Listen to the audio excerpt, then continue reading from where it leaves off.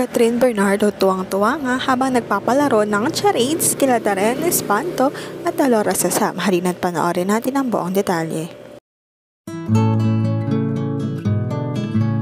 Enjoy nga si Catherine Bernardo nang magpalaro siya ng charades kila Darren Espanto at Alora Sasam. Halina't panoorin natin ang video.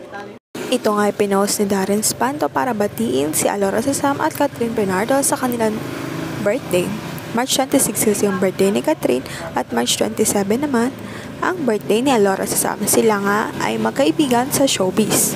Parehas nilang sinelebrate ito sa El Nido, Palawan. Magkasama pa rin sila hanggang ngayon sa El Nido, Palawan, pero hindi nakapunta si Darren dahil nga meron siyang trabaho.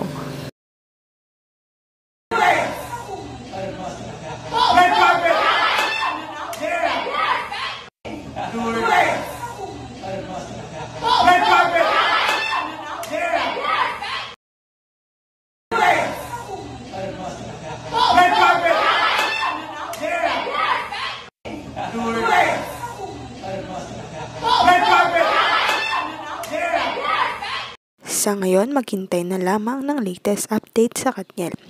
Huwag kalimutang mag-like at subscribe sa aking YouTube channel, Selyang Beats, para updated kayo sa mga balita. Maraming salamat po sa panonood.